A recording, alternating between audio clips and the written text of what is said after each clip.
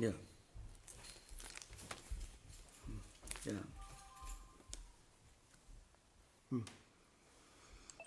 Yeah. Hari Om Swami. Yeah. Good evening, everyone. Yeah.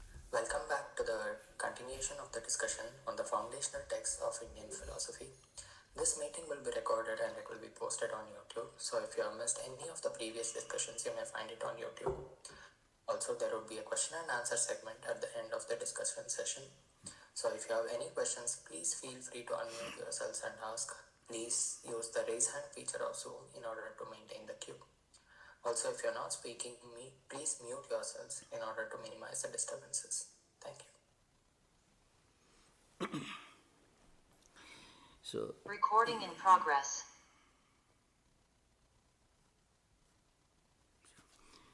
thank you, Prajwal. Om Sthapakaya cha dharmasya sarvadharmaswarupini avatara varishtaya Ramakrishnaya te namaha. So today we are continuing our discussion on RāMANUJA'S philosophy. So I mentioned at the very beginning an interesting thing about these different systems of Vedanta philosophy. And to give a broad picture, Vedanta philosophy falls into 7 different categories. And it is called Vedanta philosophy because they are based on the interpretations of the Upanishads. And Upanishads constitute the essence of Vedic literature. It is Vedanta, it's called Vedanta in the sense, the final word, the conclusion, or the essence of Vedic system of knowledge. And these systems of philosophical thoughts are based on what they call in traditional circles the Prasthanatraya, triple foundations of Vedantic system, triple foundations.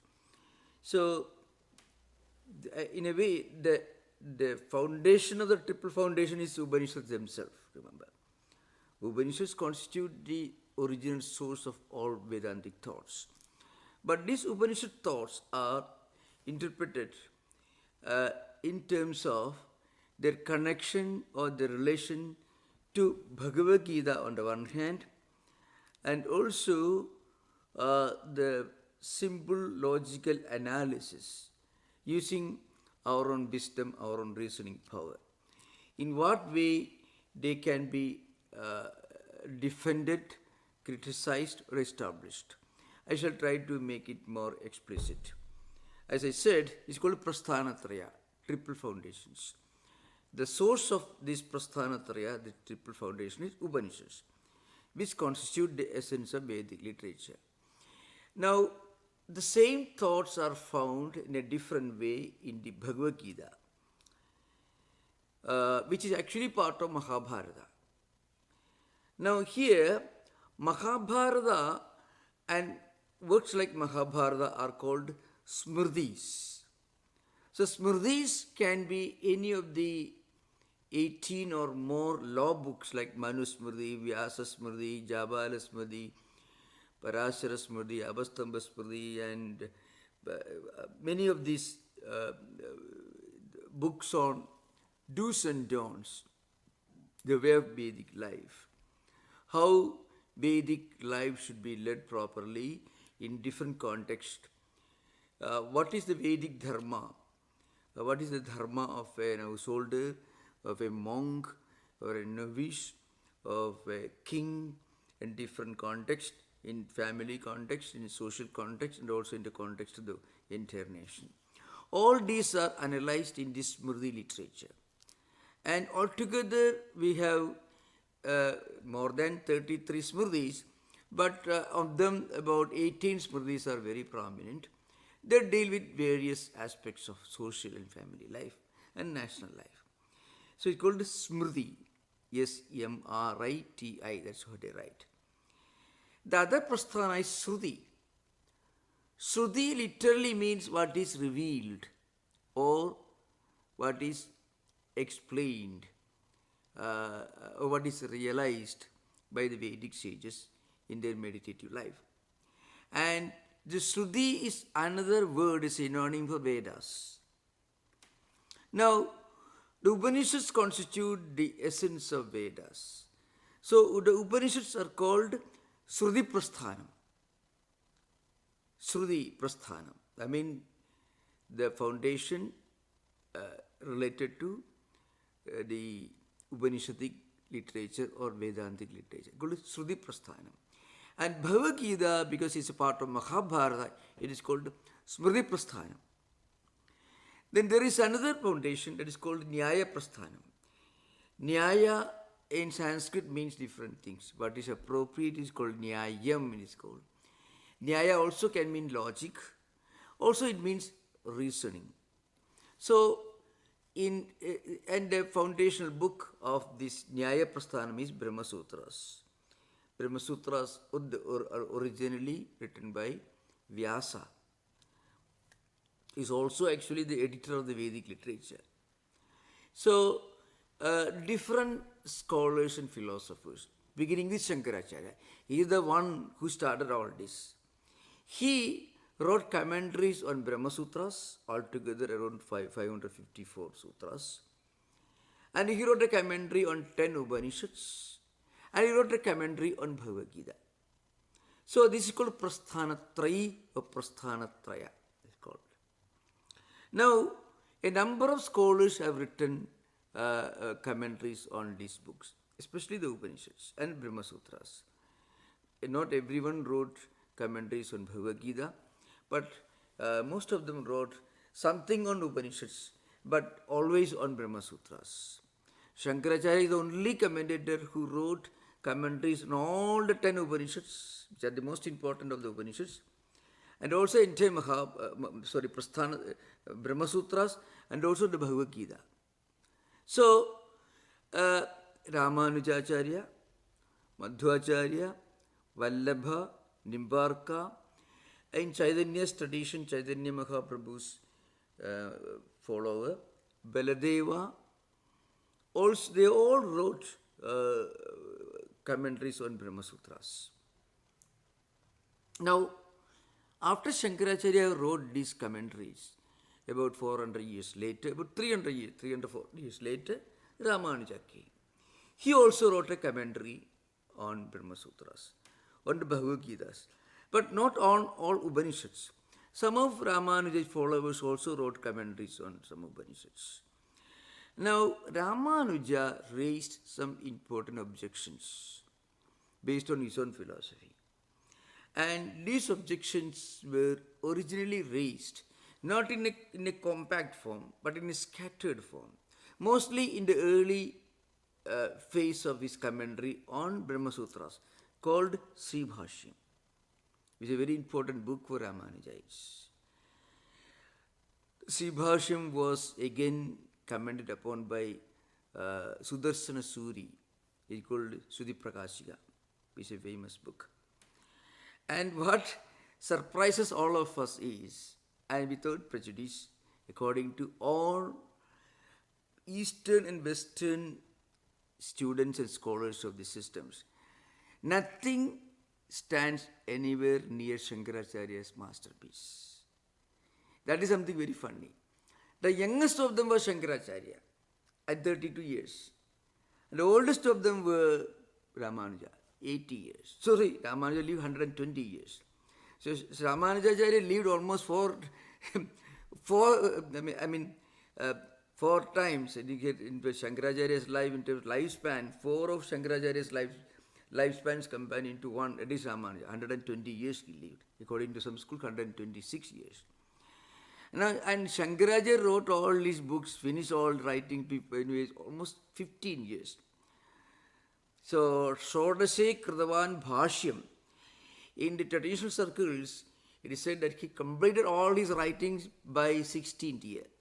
But according to many other Shankara Digvijayas, the traditional biographies of Shankaracharya in poetic form, he finished all his writings when he was about 15 years. There he had no time to write anything. Then he was busy traveling everywhere, defeating and arguing people. And again, when he went to a temple, facing the deity, his devotion uh, poured out in the form of wonderful, beautiful, sublime devotional poetry. And these poetical works also more than 100 poems. Now, I am coming to this. Ramanujacharya raises some objections. This is a very interesting thing. It's an intellectual game in the exercise to find out this. And Ramanuja raises 7 important objections. It is called Saptavidha Anubhavattivadaha. Means Ramanuja's 7 objections. Sapta means 7. Saptavidha means 7 types of objection. Anubhavati literally means something is untenable, logically not defensible. So 7 untenables. Arguments focusing on 7 important topics in Shankaracharya philosophy, which Ramanuja did not agree with. Now, I made some very important points during my earlier sessions. Ramanuja was taught Advaita by Yadava Prakasha. He was living in Kanchipuram. Yadava Prakasha was an old man. And Yadava Prakasha was teaching him Chandogya Upanishad Bhashya. And several bhashyas he learned. There are some statements in these bhashyas which Ramanuja could not agree with. Ramanuja was a very emotional person. So, Ramanuja started arguments and finally he left his guru. And that was the beginning of Ramanuja's objection to Advaita philosophy. And later, of course, Ramanuja went to Srirangam and he met many great devotional philosophers. Now remember, and something very interesting for scholars to understand, Shankaracharya wrote more than 100 devotional poems. Very great poems. Some of them will just transport you into some kind of devotional ecstasy. On all conceivable godheads he wrote.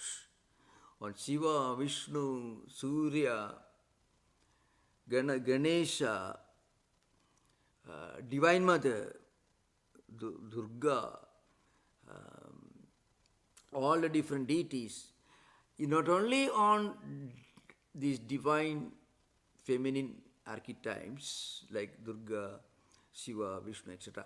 Even he wrote the sublime beauty and charm and grandeur of rivers, Ganga Astakam, Yamuna Astakam, the grandeur of these majestic rivers flowing from the Himalayas. That also he wrote. And these poems also absolutely marvelous. If you go to Ganga and read and recite it, you will be in a different world.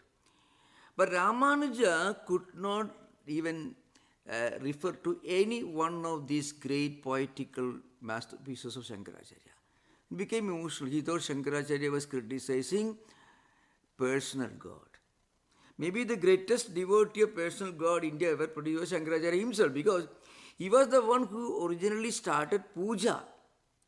Many of the puja traditions that we perform, if you go to Bay Area, Shiva Vishnu temple or Siddhivinayaka temple, and he wrote on Ganesha, Bhujangam also he wrote. Shiva Vishnu, Shiva Bhradakshamavanam also he wrote. Vishnu Sapadi also he wrote. So practically you cannot think of any deity in Hinduism on which Shankaracharya did not write a majestic devotional poetry. Now, Ramanuja thought Shankaracharya was not admiring the personal deity. He could have straight away gone to Kanchipuram, and he could have seen the Virgadiswara temple, Kanchi Kamakshi temple, and he could have heard from priests. They would certainly inform him that Shankaracharya wrote Sri Vishnu Satpadi, Vishnu Padadikesha Stotram.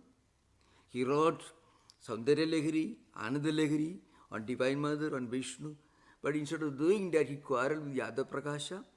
And that was the beginning of this. Now, Yadava Prakasha again, he was an Advaitin, but he was not a correct exponent of Shankaracharya's original Advaita philosophy. Yadava Prakasha, his philosophy was a bit dialectical, a kind of dialectical Advaita. Sometimes you find those who study, you can see this. I've seen this myself. I've seen in some of the universities in India, in the philosophy department, when they study, of course, in India they study only the translation of Critique of Pure Reason. Kant's on demolition of British empiricism or the earlier systems of European philosophy, and they read a few pages and they think now every other system is wrong. Immanuel Kant is the only real philosopher, he's an idealist philosopher. Like the Yadav Prakasha was an extreme kind of idealist. He had not studied Shankaracharya's philosophy properly, and Ramanuja had a misfortune to study Advaita Vedanta from such a person. And so he raises some objections. Objections are mostly based on some very important points. It's very interesting. First one is Asraya Anubhavati. I means some points that Ramanuja could not appreciate or agree with regard to the locus or support of avidya or maya. Now remember, what is maya and avidya in Vedanta? It's very interesting. Avidya and maya are sometimes an ignorance. We call ajnanam, maya, avidya. In some Vedantic circles, it is identical. In some scholarly circles, there is a slight variation, difference. So, how can Brahman, which is all-pervading reality, how can the Brahman, can it be considered to be the source of this world? And again, if, for example, if Brahman is Satchidananda, if Brahman is perfect, Brahman is existence, knowledge and bliss, then how can we fail to realize this? Because of avidya.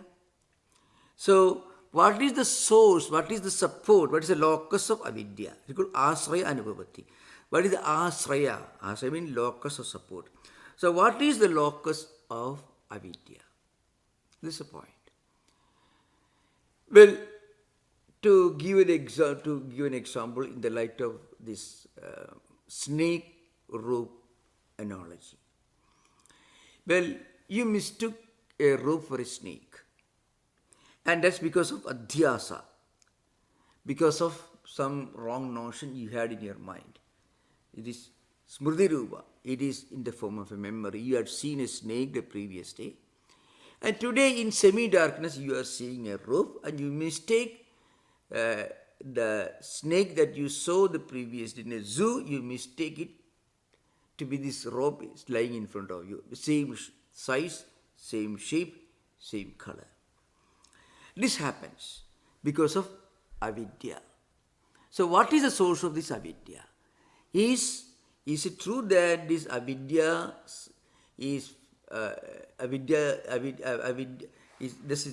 exists on this rope or in the snake or in the individual? Actually, the question really doesn't have any meaning, because avidya functions as adhyasa superimposition. It happened because you have seen this snake the previous day in a forest, and today you are seeing the rope in front of you, and you mistake it because of memory. So actually, the snake is not a snake, it is only snake idea. There is no point in analyzing this, whether the snake exists on the rope or elsewhere. So, Ramanuja asked this question, is this avidya, is it existing on, is the locus is on Brahman or Jiva? That is interesting. Now, actually, if it is argued that avidya or ignorance exists on Brahman, then the Brahman cannot be perfect. Brahman, if something is affected by wrong notion, then that something cannot be perfect. Brahman is Swayam Prakasha, it's always there. You cannot really, You cannot explain it. You cannot describe it. It is self-effulgent. It is self-revealed. How can such an absolute reality, which is Satchidananda Brahman, how can it be concealed, or how can your understanding that the absolute reality be affected by something like avidya? So it doesn't really appear to be very logical. This is RāMāNUJA'S view. Actually, it is very simple, really speaking. Avidya actually is not a category. Avidya, that's an important point to remember. One problem with non-Advaitins is, non-Advaitins believe, they think avidya or maya is a category. It is not a category. It is something that we all feel to be real and true till we realize the opposite of that. Till we realize that it is not real, we are under the wrong notion that it is real. Till we bring light, we think it is a snake. The moment we bring light, then perfectly okay. The fact is revealed that it is not a snake, but it's a rope. So this is a natural misunderstanding. And this avidya has no origin. Because where did this emerge? It is caused by adhyasa, superimposition. Rather, it functions as superimposition, that's all. So, it is just a natural misunderstanding that comes to a person due to ignorance or due to lack of real understanding that it is a rope. Similarly, so long as we are ignorant of the fact that we are Brahman, we may mistake this world to be real. The moment we realize that Brahman is only reality, that the same world that we earlier thought to be a separate entity is now seen to be non-distinct from Brahman, but not in his names and forms. The essence of everything that exists in this world is Brahman. Similarly, just like, for example, let's say, for example, we have different pots and pans made of clay. Those who know, an elderly person will know that all the pots and pans and jars made of clay are really clay only. They are only clay. Clay in different forms and clay in different shapes, that's all. But a little child may think, no, a clay pot is different from a jar made of clay. A child may think, but his father knows that it is only the same clay. This is one, that is called asraya anuvapatti. So, these views are being clarified, and a proper answer to RāMāNUJA'S objections are given by great thinkers like Madhusudana Saraswati and others. The second objection is Tirodhana Anubhavati. That means, if Maya is concealed, if Maya's reality is veiled, concealed, then, I made a mistake. If Brahman is concealed due to Maya, then Brahman cannot be Swaprakashaka. I shall try to explain this. If sun's presence is concealed permanently by clouds, then the sun cannot be considered to be self-effulgent.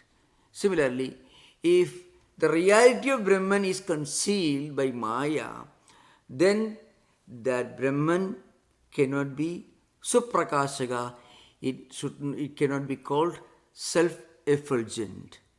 It is a very important argument. It is perfectly logical on the face of it.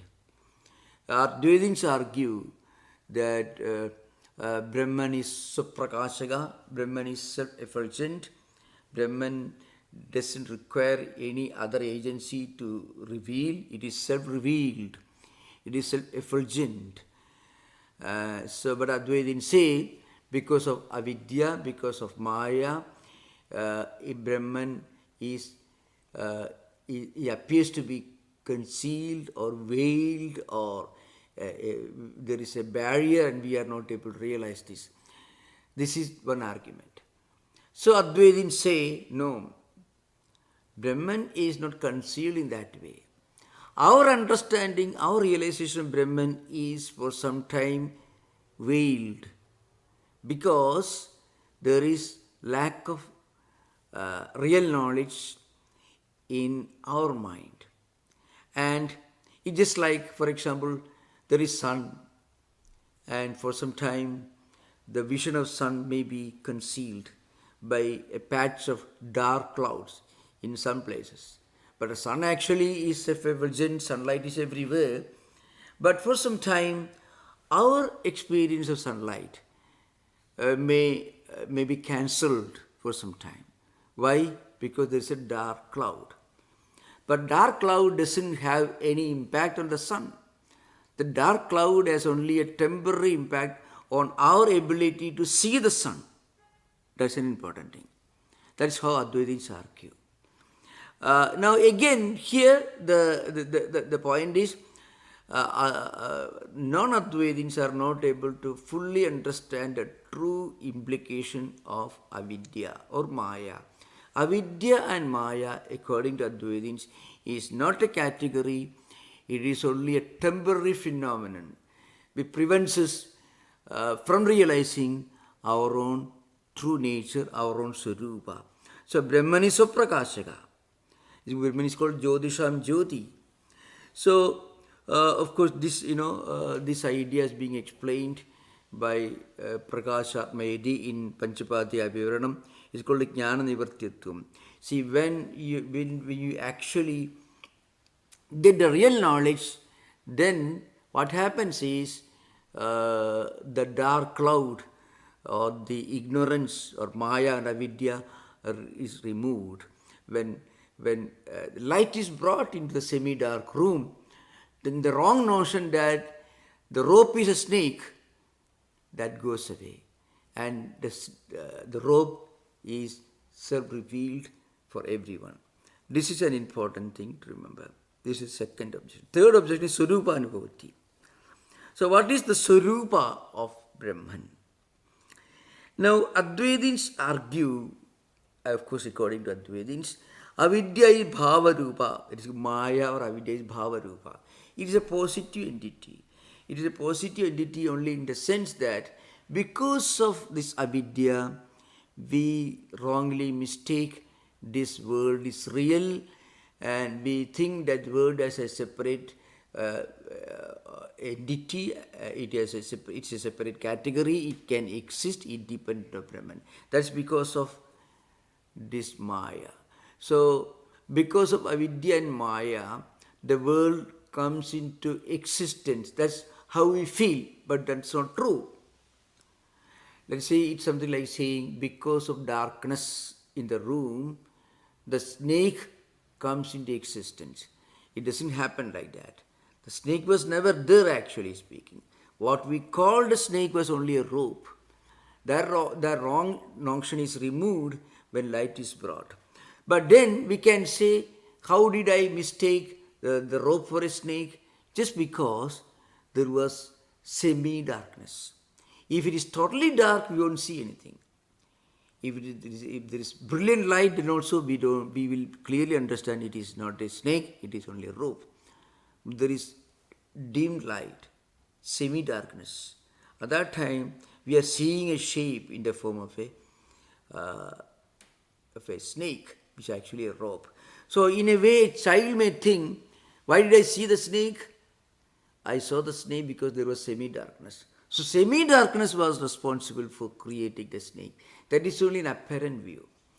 That's why in Vedantic tradition there is a well-known dictum which goes back to a great Vedantin who lived during post-Shankarite times. His name was actually Sarvajñātma Muni. So he wrote a well-known book called Samkshepa Sharirikam.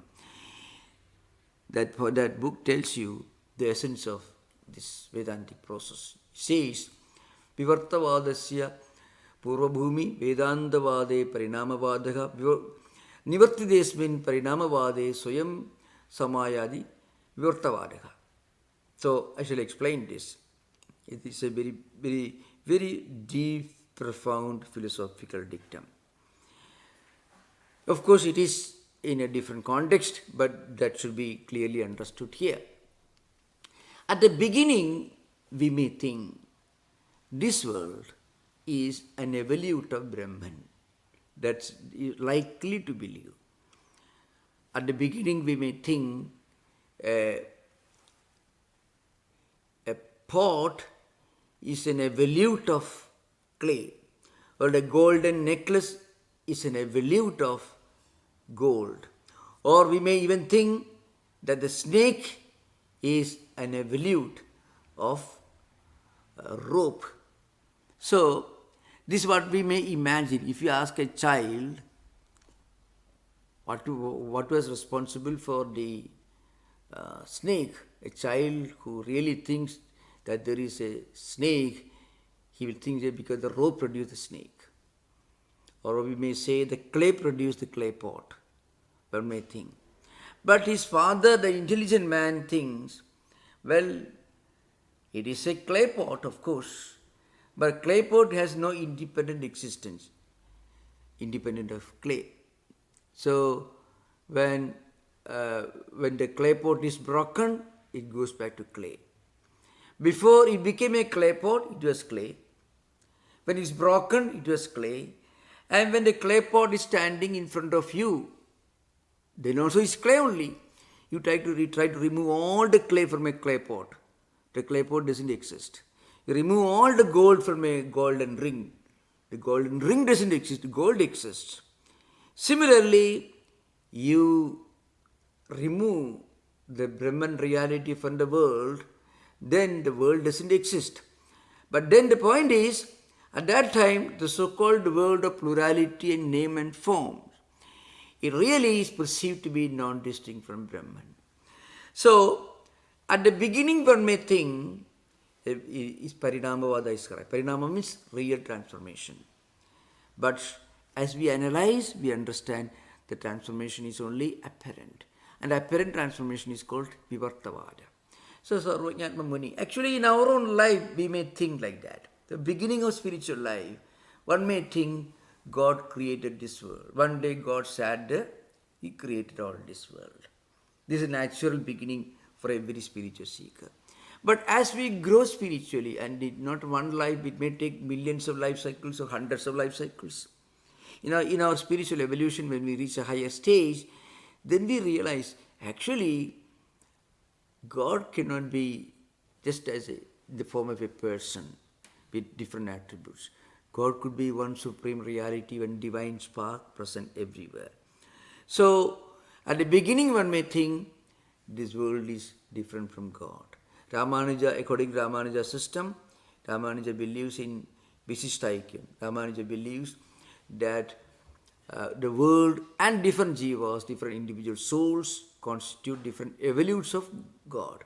Advaitins believe not evolutes, but the same supreme divine spark is present in all of us. But not in the body-mind complex dimension. If you remove all this, then the divine spark present in us is the same as the divine spark present everywhere. That is Jiva Brahma Aikyam.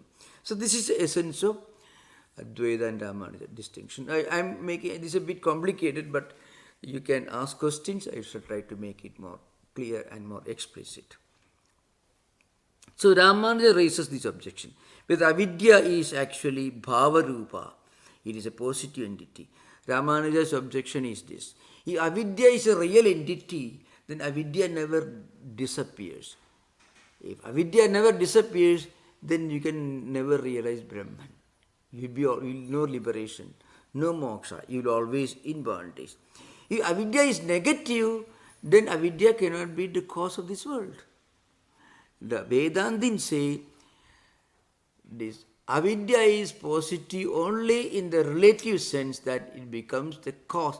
It happens to be the cause of this Jagat Pratiti, this experience which may not real, the experience of this world as a real entity. That is actually wrong.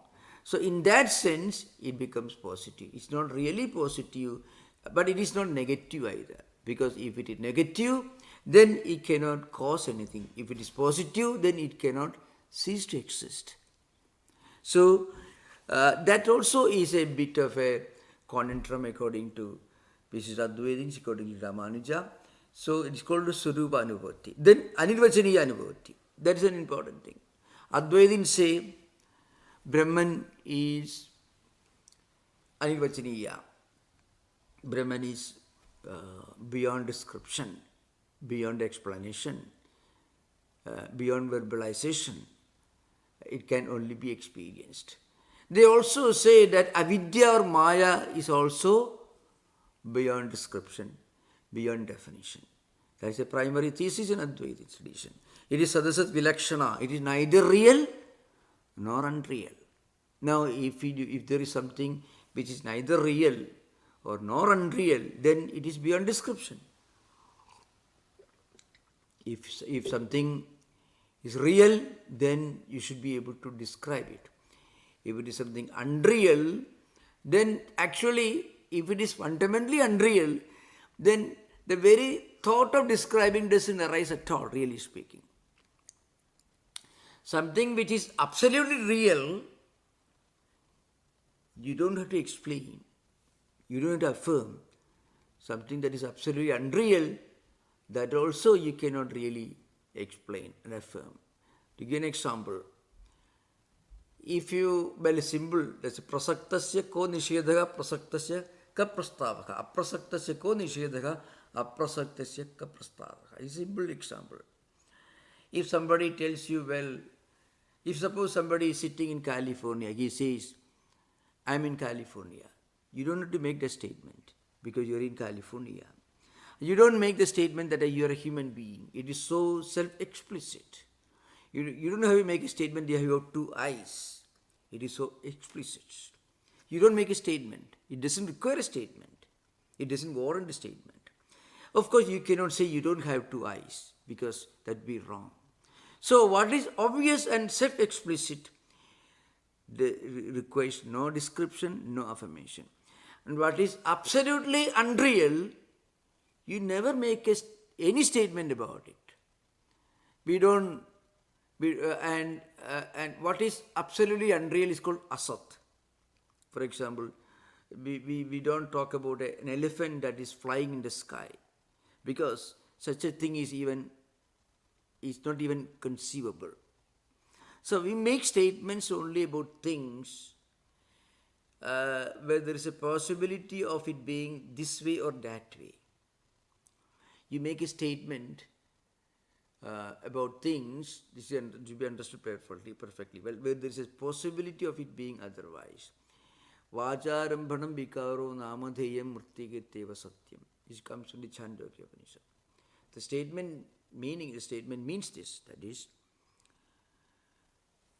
mritika, clay, mritika or clay alone is real. Pots and pans, different vessels, different utensils, different jars and cups and pots, they are unreal. They are dependent upon names and form. You remove the form from a clay pot, it becomes clay only. And then the separate name, clay pot, that also disappears. It's clay only. You remove the shape and form of a golden necklace, that it remains only gold, nothing else. So the golden necklace, its entity dependent upon the particular form. That is, it has a different shape and different form, different from gold as such.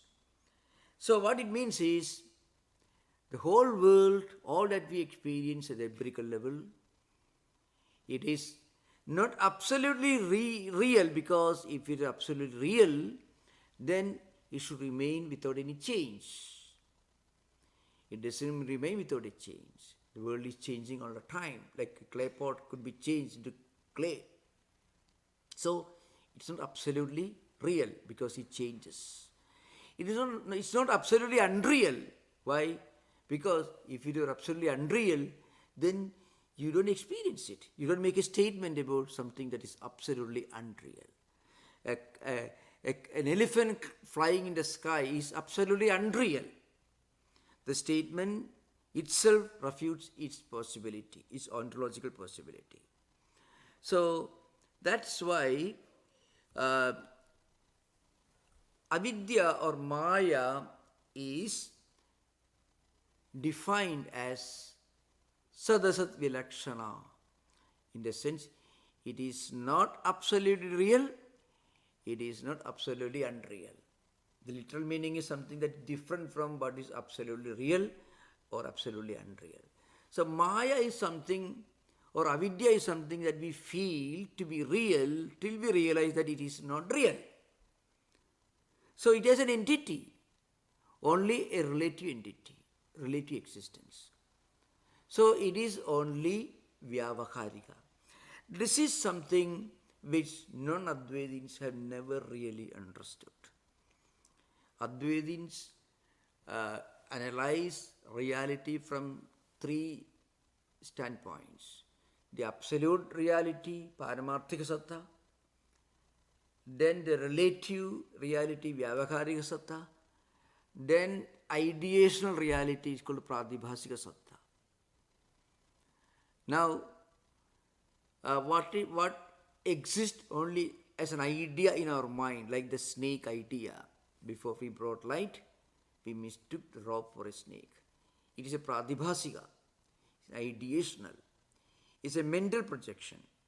It is that the snake is not totally unreal. There is a snake in the zoo, in the forest, but there is no snake in front of you. It is only a rope.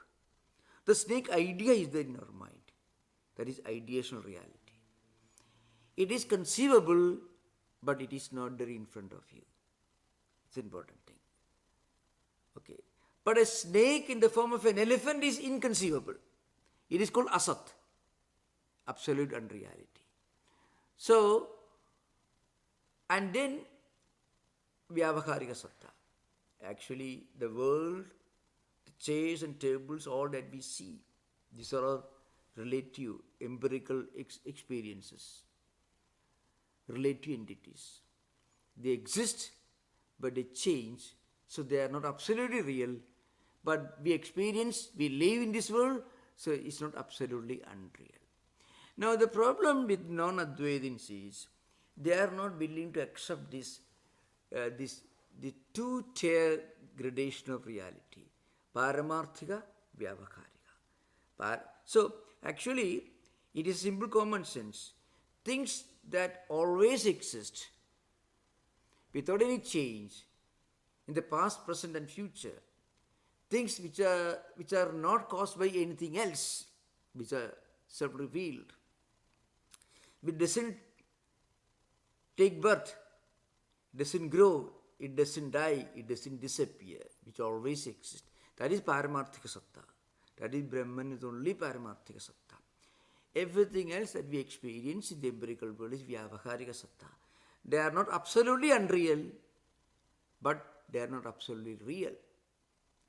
So we call it actually Vyavaharika. The Vyavaharika Paramarthika gradation of the absolute reality. That is the absolute Paramarthika, the eternal, the immortal, and the changing, the relative. This division is never properly understood by non-Advaitins. So they frequently confuse, they identify Vyavaharika for Asat. Asat here stands for that which cannot even be conceived of. So they sometimes make out that Advaitins say this world is unreal. Advaitins do not say this world is unreal. Sasavishana is unreal. The horns of a hare is unreal. Gandharva Nagara is unreal. A city in the sky is unreal. But the mountains and rivers and valleys are not unreal in the absolute sense. They are real in the relative sense. Only in the relative sense, because they change. Everything changes in this world. So they are not absolutely unreal, because if it were absolutely unreal, we will not experience it. They are not absolutely real, because if it were absolutely real, then they will never change. They will remain the same. Now, this subtle distinction between Paramartha and Vyavaharya gradation is totally unacceptable to non-Advaitis. This is a simple, important thing to remember. And for your information, philosophers who read Advaita Vedanta, fully understanding this fundamental reality, fundamental truth, the Advaita never negates this world as we see it. This world is real till we realize that Brahman is only reality. And then it is only a matter of inner experience, it is not a matter of description. That's why Prag Brahmatma Vijnana Sarva Loka Vivakaranam Satyatova Buddhihi Yada Prag Drishta Seva Prabodhat. Yada Supna Drishta Seva Prabodhat means Prag Brahmatma Vijnanam Sarva Loka Vivakaranam Satyatova Buddhihi. What it means is, before we realize Brahma Jnanam, before we get Brahma Jnanam, we should live in this world thinking as if the world is real. The temple is real, the church is real, holy books are real, spiritual practices are real. And we should practice spiritual disciplines, ethical values, sadhana, dhyushta, sambhati, etc. And sravana, manana, nididhyasana, etc. And then, as part of the spiritual evolution, one day we'll realize that this world is not a conviction, not an intellectual conviction. The experience dawns in our mind as an inexplicable feeling, indescribable feeling and conviction. This world, everything is actually changing. There is only one true reality behind everything. So, Prag Brahmatma Vijnana Sarva Loka Vyavaharanam Satyatva Buddhihi. Before one realizes the Brahma Jnanam, gets the Brahma Jnanam, we should think this everything is real.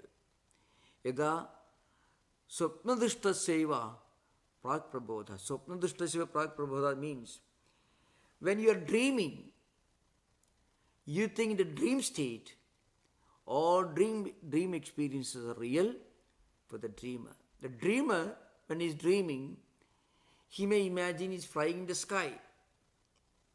He may imagine he is floating in the air. At that time of seeing the dream objects are real for the dreamer, for the one who is in dream. He dismisses all these as dreams only when he comes out of the dream stage, when he wakes up. Then you think it's all dream only. Similarly, when we really wake up, in the sense when we realize, when we actually get Brahma Jnanam, knowledge of Brahman, at that time when you look back, oh, all these empirical worldly things are just only empirical things, Vyavaharika Satta only, not absolutely real. So Advaita is actually not a system of philosophy. Advaita is actually, it denotes real experience that happens to us as inner conviction. Conviction again, because when we describe something which actually cannot be described, then we have to use words. So Vedantins will tell you, even the Upanishad literature, all these books are only approximations. They are not the same as experience. Every book is an approximation. Aham Brahmasmi, I am Brahman. It's not just a word only. It's only an approximation that you may reach before you actually get experience. All books are approximations. So this is an important thing to remember. So everything, even books are only Vyavaharika Satta, relative entities. Books are also Vyavaharika. Books, scriptures, discussions, everything is Dvaita only. Advaita is a matter of inner experience. And when you come to that, then you become silent, that's all. But then the discussion of this Advaita philosophy is very important because it has got a great moral and ethical value. Because when somebody is worshipping God in a different way, we will become tolerant. Oh, he is approaching the same reality from a different level. When he reaches the experience level, he will be one with that. At the experience level, all mystics, all the teachings of mystics, all religious traditions converge, because experience is a transcendental experience. So, this is an important point, remember. So, actually, in fact, those who are interested in the deeper scriptural study, you should remember Panchapadika. Panchapadika is an important book written by Shankaracharya's disciple Padmapada. And in that Panchapadika, Padmapada defines mithyatvam, sadasatta anadhikaranattvam va mithyatvam. It's called the anirvajini anubhavati. Means the absolute reality is beyond description, beyond definition. It cannot be called real or unreal. That's the idea behind. The fifth objection is pramana anubhavati. That means, actually, Advaitins will tell you, as I mentioned just now, Advaita is an experience. It cannot be explained in the light of any of the tools of epistemology, of theory of knowledge. Sri Ramakrishna puts in simple language. It's very interesting. Sri Ramakrishna says, at the highest level, there is silence. That is Advaita. When you reach the highest experience, there is nothing to say. It's only silence. And you come down several steps. Then you have got Om. Om is the shortest possible verbal symbol in Indian philosophy or Vedanta philosophy. So Om is very gross compared to silence. Silence is the subtlest, the top. Below that, Om. And then again you descend several steps coming down, then you have got Gayatri. Gayatri is considered to be Vedamata, the essence of Vedic literature, spiritual literature, Upanishad literature. Gayatri has got 24 letters, syllables. Gayatri is the name of a meter. Also it's a name of a sacred mantra. And Gayatri is considered to be the condensation of all Vedic teachings. Om, Omkara, Pranava is the condensation of Gayatri. And silence is the condensation of Om. So we all begin with Om. And then, because Om is the only thing where we can call it beginning. Silence is not even a beginning or an end. Silence is the absolute reality. Come down, you have Om, or Pranava. Again you come down, you have Gayatri. Again coming down, you have got Upanishads, Vedas, all the huge books. And again come down, you have got all Puranas, mythological books. This idea. Now, this is Sri Ramakrishna puts in his own unique language, unique vocabulary. It's a very interesting thing. Silence is the essence of everything. When you elaborate silence, you have got Om. When you elaborate further on Om, you have got Gayatri. And again you elaborate Gayatri, you have got Upanishads.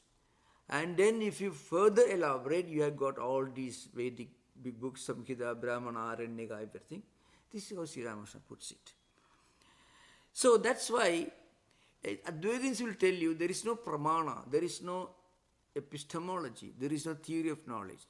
Direct perception, inference, analogy, verbal testimony, presumption or negation. The 6 pratyaksha, anumana, upamana, sabda, arthavati, anubhavati. None of this applies in Advaita. So sarva pramana avati, the limit, the end, because the pramanas cannot reach, pramana cannot peep into it. This is not acceptable to RāMāNUJA'S. RāMāNUJA will tell you, I mentioned this earlier, scriptures reveal the truth. This is what RāMāNUJA tells you. That's why in RāMāNUJA's system, the sacred mantras are very important. In all traditions, sacred mantras are important. But in Advaita, even sacred mantras have to be transcended to reach an experience which cannot even be explained in any of the sacred mantras. So Shastram or scriptures cannot eventually reveal the supreme truth. Scriptures and can only remove obstacles standing in our way of realizing supreme truth. Right now in our mind there is a lot of confusion ideas and different conflicting ideas. All can be removed by filling our mind with sublime spiritual scriptural ideas. To that extent it's helpful. So actually the light doesn't reveal the rope. The light only removes darkness. When darkness is gone, the rope is self-revealed. Similarly, all pramanas may help you, books may help you,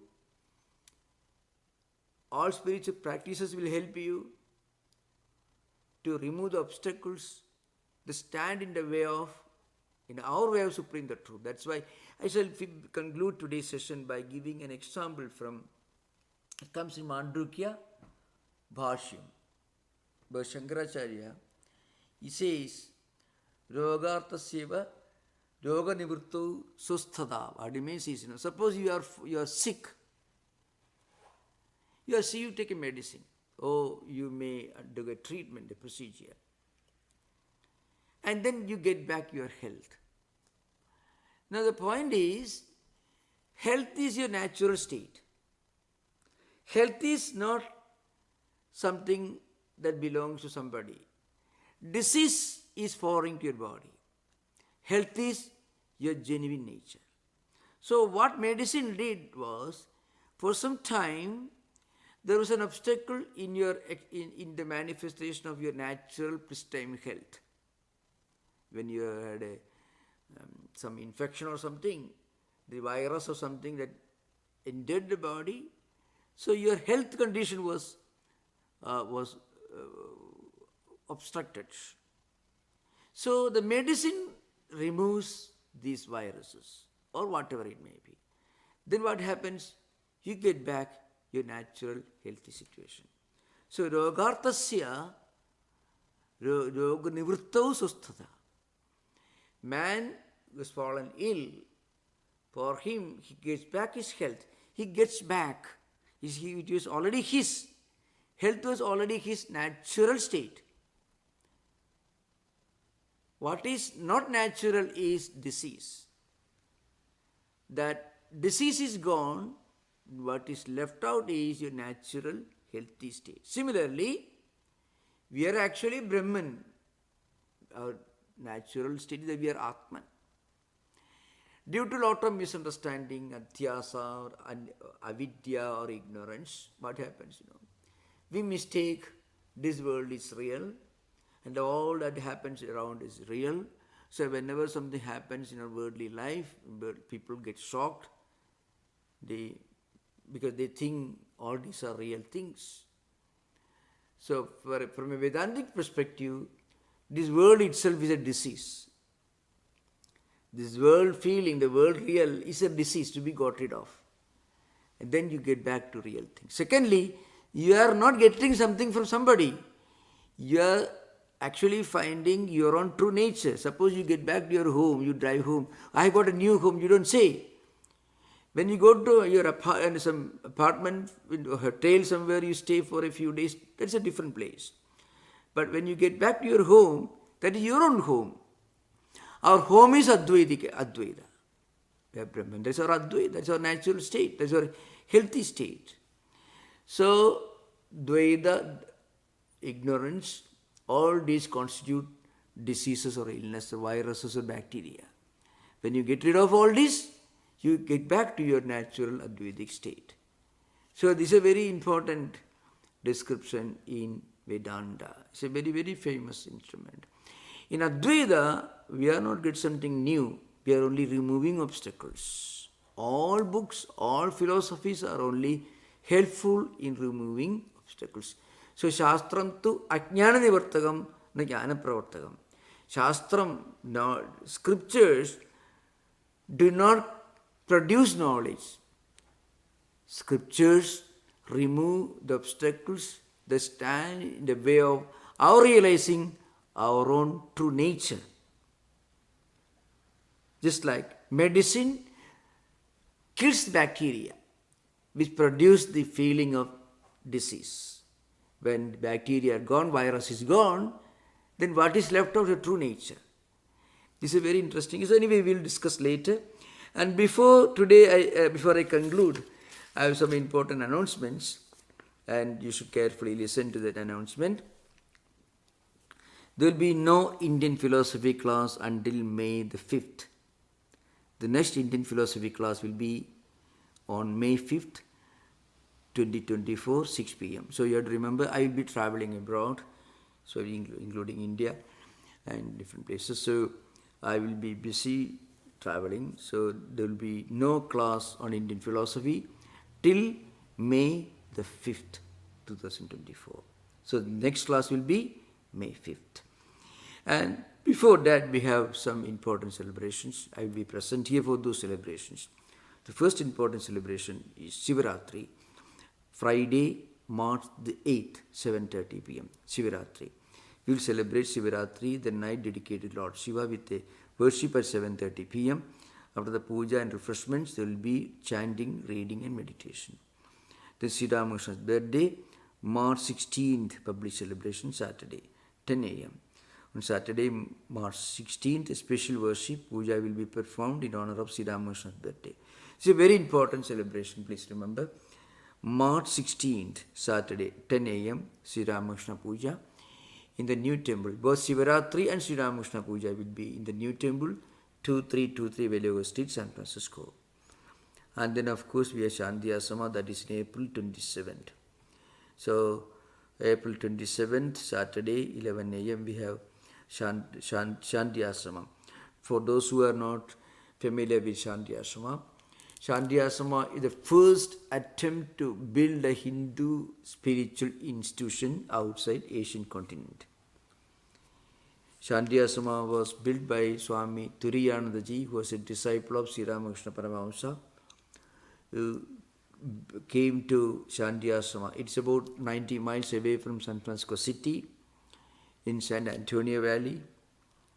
There he built a monastery and conducted classes and different cabins, places for staying, for accommodating devotees in the year 1900. That is roughly around 70 years before the Indian diaspora came to America. That's what you remember that. So it is the oldest and the first attempt to build a Hindu spiritual institution, not only in America or Europe, but outside Asian continent.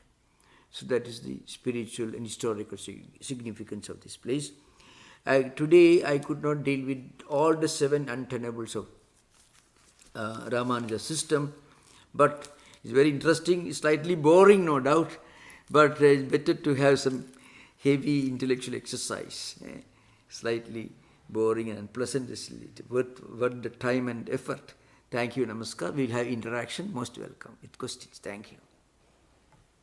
Thank you, Maharaj. Thank you, thank you. Happy safe travels to you on Thank your you, thank you, journeys. thank you. First question is David has his hand up. Yeah.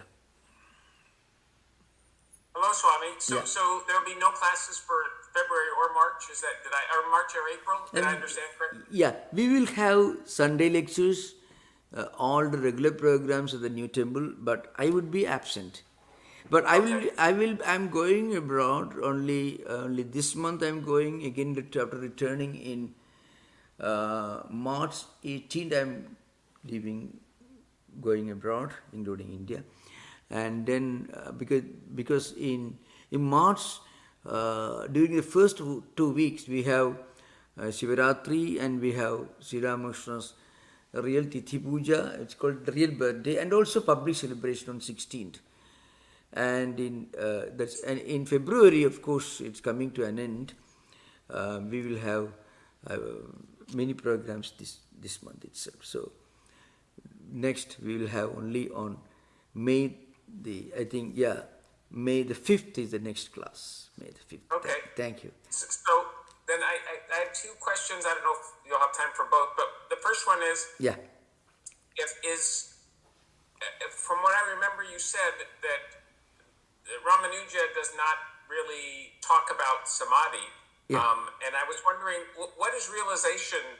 I think you talked about it, but it's more just does Yeah. it, I understand what you said, it was kind of like Yeah. Gopal stuff. Is it a gradual process Yeah. then? I mean, if there's no samadhi, is it like that you gradually feel more and more? Because it seems like Gopal had a very vivid experience that you would call samadhi, but in Ramanuja's system, you just gradually develop a sense of the reality of God's presence. Is that? Yeah. Yeah. Ramanuja talks about 4 stages in our spiritual evolution. 4 stages. The first one is when you practice prapatti, that means total surrender.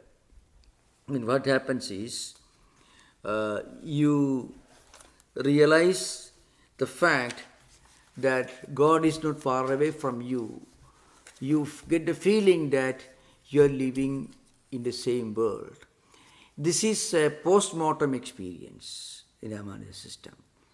You get a kind of divine body and you go to Vishnu Loka, and in the world of, very similar to Christian belief in actually, St. Augustine's city of God and all defined. And then, so it's called Salokyam. You live in the same world as God, Sivan Narayana or Vishnu. And then you feel a close proximity with God, Sarupyam. Samipyam. Samipyam means you are in, Samipyam means close proximity, you're very near to God. Then Sarupyam, you got the same form. So you find in Ramanuja system, and also in the Bhagavata Purana, many of the Vaishnavite Puranic mythological books, devotees are portrayed wearing this yellow cloth. Sometimes they have the same form as Vishnu's forms. The same kind of, they get a divine form. They say same shape and same form.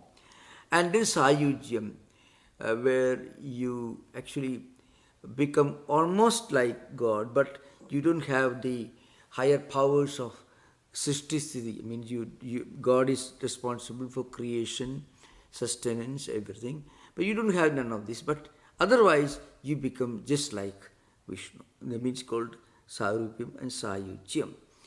In some books like Bhagavata Purana, they give an alternate state where you get some powers. This is Ramanuja system. It's very similar to the concept of Christian experience. You live in close proximity with God, like angels, other divine concepts, divine angels, divine persons living in God's world. That's the Ramanuja concept, very similar to that. And there is no question of merging in samadhi as such. No. The transcendental experience is the Sayujyam. That's highest transcendental experience in the Ramanuja system. Yeah. And so, there is some sort of realization though here on earth, or is it only post-mortem emancipation? No. Even when you are living this world, there are many great Vaishnava devotees experience this divine presence of God everywhere. They felt the protecting hands of God everywhere. This happens. But the Vishnu Loka, I mean, after all, you are going to different Loka. Loka means world. That happens only after the physical body is gone. Many of the great exalted devotees in Ramanuja system, they felt that there is very near the deity, the God, and they felt the protecting hands of the divine. It's everywhere. It happens. That's true. So that's why I would say it is safe to say that at the highest level, this devotion takes you to some kind of an identity with your deity, with the idol that you are worshipping. But that is not considered to be a category. It's not recognized as a separate category of spiritual evolution in the RāMāNUJA system. So when you study all these systems of philosophy, you find in every system there is one stage where the devotee transcends to some kind of an ecstatic, non-empirical, a transcendental spiritual experience, which they feel they cannot explain. The joy, that inner joy and the blissful feeling that you find in any of these higher mystical traditions is a confirmation of this fact. At some stage, you cross the barriers that stand between you and your ideal. And there is some kind of an identity. But it is not philosophically, categorically expounded or explained as in Advaita. That's an important thing. So, I think even in non-Hindu tradition, like mystical Christianity, you find the devotee and in the inner castle, St. Teresa of Avila, or the experience of the Way of a Pilgrim, that famous book, the mid-19th century Russian mystical work, a small book, and many other books you can find, where the devotee is communicating with somebody, some higher transcendental power. For a Christian mystic, maybe Jesus Christ. For a Buddhist, maybe Tathagata or Buddha. For a Hindu, of course, different. Hinduism is so diverse upon the different levels.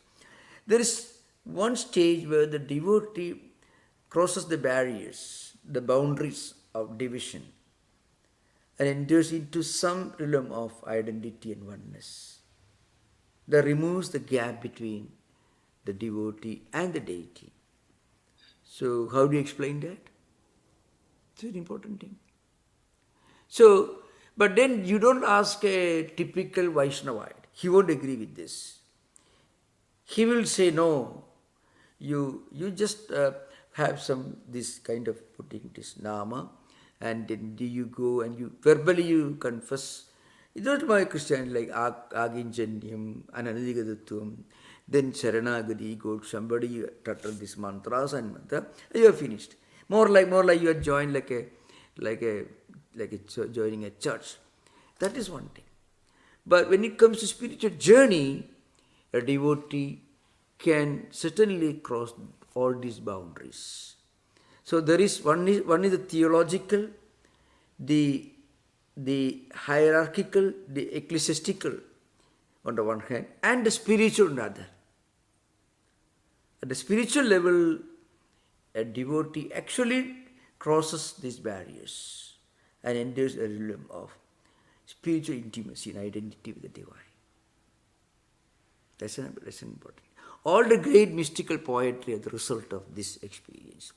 You find all the greatest devotional mystical poetry are attempts on the part of the poet to explain something that he knows he cannot explain in words. Then only a poetical work reaches its zenith, where the words fail, still words are trying to explain what words cannot really explain. That effort results in what you call really great classical works. That's the idea. Thank you. I think it's clear to you. Yeah, it's clear. I guess so. To clarify, it seems like in the Vedanta tradition of Ramakrishna and Vivekananda, Yeah. and that they emphasize a vision, a samadhi, and whereas Ramanuja does not emphasize that at all. So it seems a real difference there. Yeah. Even Sri Ramakrishna, referring to Prahlada, one great devotee in the Bhagavata Purana. Prahlada, it is found in the great devotional classic. He is a devotee, but sometimes he feels he is separate from God, from deity. Sometimes he feels he is very much in front of him, he plays, and suddenly he feels merged in something, becomes totally silent. So, you find a great, when Sri Ramakrishna is an example. Sometimes he he becomes totally silent. He is merged in some kind of an ecstatic mode. That is actually samadhi. But then that's why I mentioned, if you ask a theologian, the samadhi, he won't agree with you. Don't bring your samadhi into our system, they will tell you. Because it's more or like a theological system from that perspective. But you go into it, there is a spiritual element in it. That's the idea behind it. Thank you, Swami. Thank you. Sanjay, you're next. Yeah. Namaste, Maharaj. Yeah. You mentioned the Puranas in the beginning. Yeah. Now, thanks to you, we've got a good understanding of the Upanishads as well. But my question is around, what are the good Puranas for us to understand to lead our life here? We understand the Viśiṣṭādvaita is the experience. So, if you could highlight a few Puranas that will be useful for practical living, that specifically from a profession and from a family perspective, if you can understand. Yeah. Now we should know there are altogether 36 Puranas, mythological books. 18 Mahapuranas and 18 subsidiary Puranas, secondary Puranas. Of all these, the most philosophical and the most devotional, the most spiritual is Bhagavata Purana. Because it contains not only the highest devotion, bhakti, also the highest jnanam. So, the most profound and most complete Puranic book is Bhagavata Purana. It is sublime. It is as great as any Upanishads. No doubt about it. Because it contains highest philosophy. But again, it is called Purana, so you find sometimes stories about kings who lived for 36,000 years. Things like that you find. That's what makes it Purana. So Puranas do contain a lot of mythological, allegorical aspects, stories. So that part should be kept in mind. So Vyasa, the author himself, tells you, don't take it literally. Bhagavata Purana contains many great, grand ideas which should be taken literally, meant to be taken literally, but there are many stories and allegories and imageries which are mythological, which are just a matter of, so it makes it work of fiction, but it contains very profound spiritual ideas. Bhagavata Purana is without any doubt the most profound and the most important Puranas. Apart from Bhagavata Purana, what are the other Puranas? Vishnu Puranas is very important. That's important for RāMāNUJA system. Vishnu Purana is very important. And Shiva Purana is very important for those who belong to Shiva tradition. And then there are other Puranas, Ganesha Purana, the Skanda Purana, for those who follow worship Skanda, like that. All these Puranas are there. So I don't think you are living in the Bay Area, you are a professional you are an IT professional, you are looking for reading all these huge corpus books. That's why I'm focusing on Bhagavata Purana. Well, just from the way Swami Vivekananda used, he said, arise, awake, stop not till the goal is reached. He came and he did so much good work. So from that angle, is there a Purana? Just specifically about Purana, you would recommend this might be a good one to stroke those thoughts, to live a purpose in life. I know the ultimate purpose is the realization of Samadhi. Bhagavata is certainly, without doubt, Bhagavata is certainly the greatest and most practical. Yeah. Many other Puranas contain lot of stories which may tend to exaggerate things, using very elaborate allegories and metaphors. So, from any perspective, Bhagavata Purana is without doubt the most relevant, most profound, most philosophical, and most spiritual in a way, no doubt. Yeah. Thank you, Maharaj. Thank you. Maharaj, raising my own hand for a moment. We're about to go on a long break, and the clarity with which you've describe the 700 years of debate between the Advaitins and the Viśiṣṭādvaitins of the RāMāNUJA system. Never clearer. And one of the things that I'm curious about is, it seems as though a lot of the reason for the difference in perspective is that the Viśiṣṭādvaitins will say, as soon as you describe something like a vidya as a separate category, then you don't have non-dualism anymore. Yeah. And it's almost like a relentless inability to conceptualize non-duality. And there's never going to be a meeting of the minds as long as non-duality isn't the sort of starting point. Yeah. Because once you get to the words, you start to define these things, and then they say, aha, it's not one. But I tell you, there is a real reason for this. And it's a very important question from that perspective.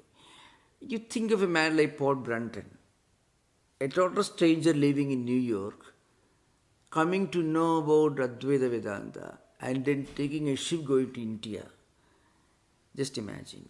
And a countless number of people going to Himalayas and all that. Now here, they are not going there to join a cult. They are going there to seek a higher evolution in their own spiritual life. Now the problem is, many of these philosophical systems tend to become cults. So once it happens, they study their books, they consider their duty to defend that books at any cost against everyone else. And they won't accept any contrary view. So they cease to be truth seekers. They eventually end up being defenders of their own theological doctrine. The happy result is there was no physical confrontation or anything, but there were only debating competitions. That's it. Writing books. They wrote books, that's all. So, if you ask, if RāMāNUJA system, for example, the system has its own strong code of conduct in terms of the taking bath, the mark on your forehead, and also even the elephants which are paraded in the temple's festivals. Those elephants should have a certain marks on their forehead. All these things are natural. So what happens, in such a system, they do study their books, but they are not any longer seekers of supreme truth. They are defenders of the cult into which they are born. So more like the Catholic Church. That's why RāMāNUJA system is more of a theological system than a philosophical system. If a Schopenhauer reads RāMāNUJA, he won't feel excited because all that RāMāNUJA says you find in Christian theology, the same Catholic Church, the confession, that Bharanyasa, all that you make a statement, I'm taking refuge on you, just like Christ, just like accepting the finality of Jesus, all that you find. But the greatness is, RāMāNUJA himself was a great humanist, a great devotee. There's a lot of humanism in the system, at least in the RāMāNUJA system, maybe not in the followers. In Advaita, what happened was, fortunately, Advaita was never allowed to become a cult. That's why many of the monks whose family belonged to RāMāNUJA system eventually became Advaitins when they became monks in Ramakrishna mission or elsewhere. It's a very important thing to remember. So, again, Advaita doesn't say that RāMāNUJA system is wrong. Advaitins don't say that any system is wrong. They say it's only an attempt to reach a higher level. If you go to the institutions of Advaita Acharya, Advaita teachers, all the time they are busy doing puja, worship, reading. When the Shiva, this Ayodhya temple was being inaugurated, these Advaitin Acharyas were doing Ram Nam, they were doing chanting of the divine name of Sri Rama. So you can imagine. As much, if not more than Ramanuja. So if there is more of Ramanuja philosophy in Advaita than Ramanuja philosophy itself, the devotional element. So that's what prevented it from becoming a cult. That's why people belong to different groups, different traditions, different faith systems, whether in the Europe or America or within India, when those who were born in families and communities who were for a long time not even allowed to read the Vedas, they also tend to become Advaitins. If we go to the Ram Karoli Baba or any of these, all these, they are all expounding some kind of Advaita. They may not have read Shankaracharya's philosophy or books, Sanskrit books, very few of them. But all they're talking about really some kind of an Advaita. Because when you want to speak spiritual common sense, there is no other way other than Advaita. The moment you say you join this cult, you make your mark on your forehead like this, you wear this kind of cloth, you make this statement and you are in our. That is purely more like joining a Rotary or Lions or any institutions. But here, Paul Brandon didn't have to put something on his forehead to become an Advaiti. He just went and met Ramana Maharshi. That was the end of it. So also countless number of Western monks you find in the Himalayas moving here and there with the Rudraksha and all that. They are looking for Advaita actually. It doesn't mean that they are read Shankaracharya's Bhashya's commentaries. Not at all. But natural urge of a human being in his spiritual journey and spiritual quest for something universal, something transcendental. Again I repeat, it doesn't mean that they are all read Shankaracharya's books. No. Shankaracharya's system is a philosophical system and it is being patronized, preserved by certain institutions, organizations. That is true. But another aspect of the same Advaita has become the natural ideal of every truth seeker. Whether it could be Schopenhauer, it could be Paul Deussen. Schopenhauer didn't read Shankara Bhashya.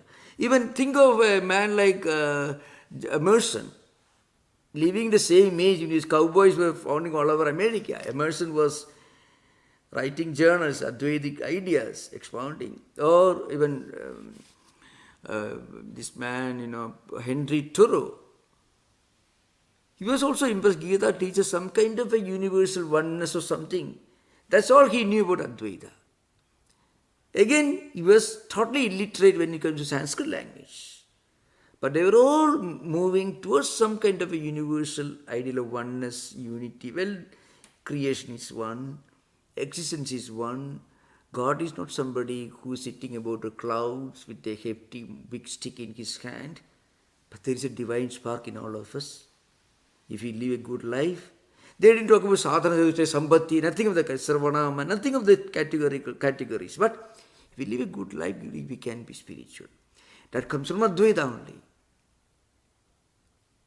So Advaita is like an ocean. And every river, every pond, every well in the world is an expression, an attempt to express an ocean. A well is a miniature ocean. So also a pond and a river with the water as a principle.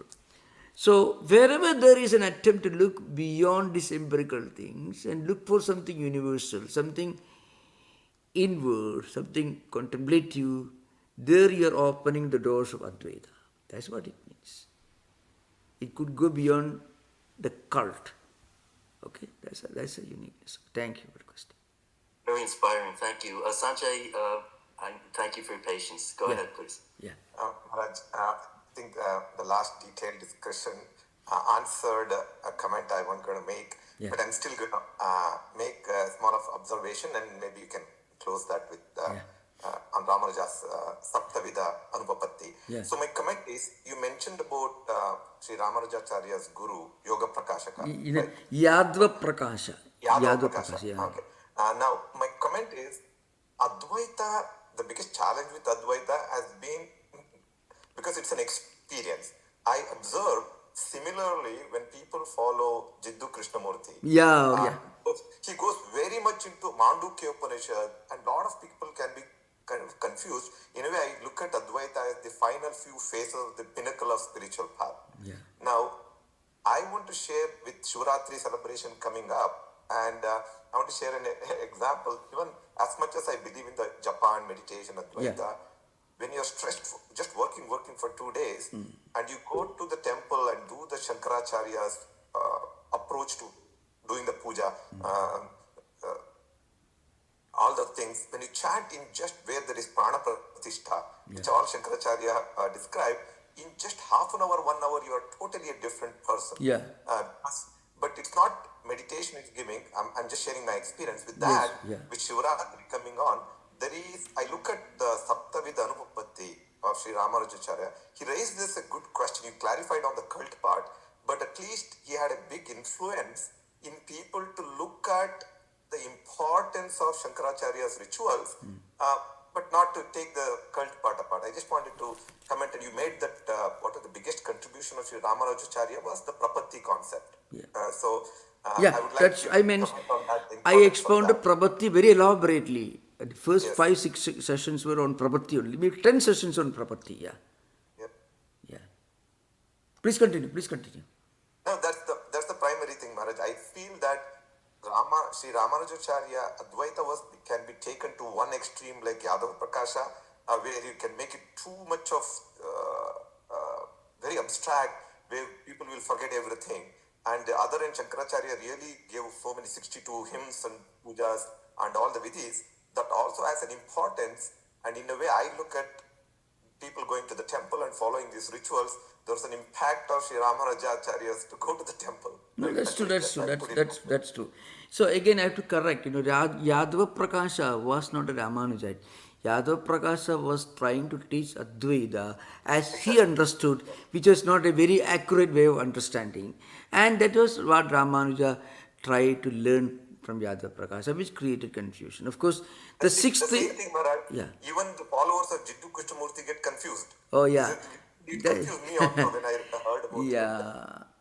That's true. Anyway, I have read Jiddu Krishnamurti quite elaborately. So, beginning with the dissolution of the Star of East and other lectures.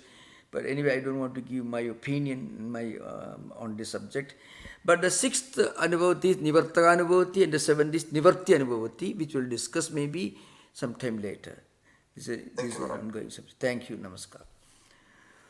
Om Shanti Shanti Shanti Harihi Om Tat Sat Sri Ramakrishna Arpanamastu.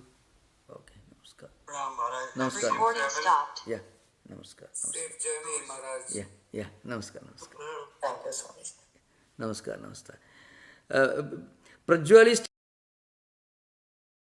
Prajwal, also just wanted to remind you, I'll be traveling abroad. I wanted to inform you. So please, of course, there may be, please specifically, you are the moderator, you are our great student sitting in Stanford and encouraging all the students to promote this great intellectual tradition, spiritual tradition. Thank you. Okay? Yeah.